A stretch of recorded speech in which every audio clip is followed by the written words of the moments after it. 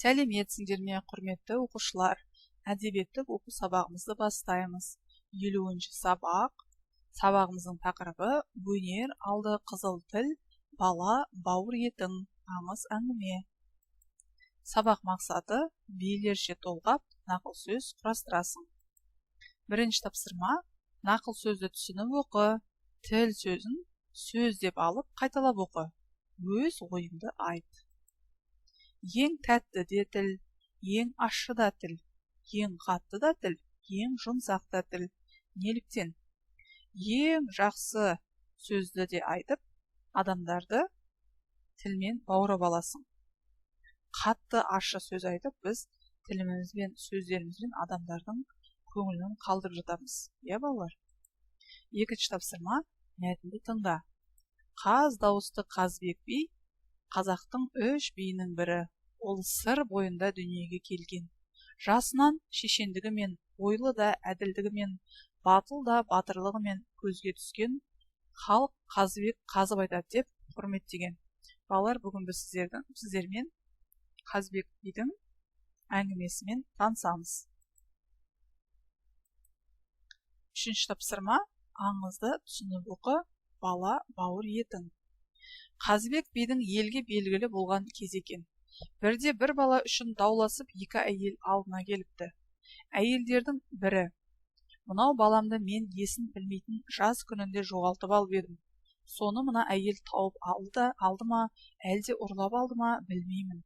Әйтеуір асырап алыпты. Бүгін баламды танып тауып алдым, бірақ мына әйел өз балам деп бермейді" дейді. Екінші әйел тұрып: "Мынау босқа жармасып тұр, бұл менің балам" дейді. Қазыбек екі әйелді мұқият тыңдайды. Сосын ойланып отырып қалады. Сәлден кейін: "Бірің балаңды жоғалттым, енді бірің таптым дейсіңдер. Бірақ оның шын өтірігін білетін куә жоқ. Сондықтан мынадай билік еткім келеді" дейді Қазбек би. Ол баланың екі қолынан екі әйелге ұстатып қояды да, өзі алдаспанда жоғары көтереді. "Екеуіңе баланы қақ бөліп берейін, осыған ризасыңдар ма?" дейді. Сонда балаға ие болып жүрген әйел: "Біреуге тірі бергенше жартысы болса да өзімде қалсын, бөлсең бөл" дейді безеріп. Ал баланы таныған әйел: "Ойбай, Биеке-ай, қайда жүрсе тірі болсын, шаба көрмеңіз" деп безек қағады. Сонда Қазбек би: бала мына жоғалтқан әйелдікі екен, өйткені баланың амандығын тілеп тұр, баласын өзіне бер" деп билік айтыпты. Сөздікпен жұмыс. Алдаспан қылыш, безеріп қатыгезденіп жек көріп, безек қағады, жаны ауырады, шырылдайды. Төртінші тапсырма, Қазбек биге келген екі ананың сөзін салыстыра сипаттап жазамыз. Бірінші ананың соңғы сөзі, екінші ананың соңғы сөзін және екеуіне ортақ қасиет. "Біреуге тірі бергенше жартысы болса да өзімде қалсын" деп балаға ие болып жүрген ананың сөзі, ол қатыгез ана. "Ойбай, Биеке-ай, қайда жүрсе де тірі болсын, шаба көрмеңіз" деген ол мейірімді өз анасы. Ал екеуіне ортақ қасиет ана екеуі де. Бесінші тапсырма, Қазбек бидің шешіміне өз көзқарастарыңды білдіріңдер. Жауаптарыңды үлгіге сүйене отырып дәлелдеңдер.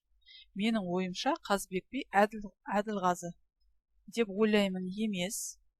Өйткені менің ойымша Қазбек би әділ төрелік айтты, балалар.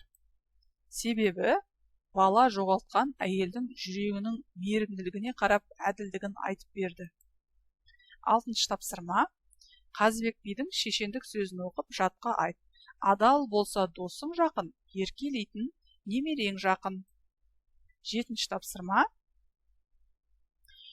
осы шешендік сөздегі жақын сөзінің орнына жақсы ыстық сөздерін қойып оқы. Өзің де Қазбек биге толғап, шешендік сөз құрастырып көр. Не жақсы? Адал болса досың жақсы, еркелейтін немерең жақсы. Не жақсы? Мінезі жақсы. Не ыстық? Туған жер ыстық. Балалар, сабағымыз аяқталды. Келесі сабақта кездескенше сау болыңыздар.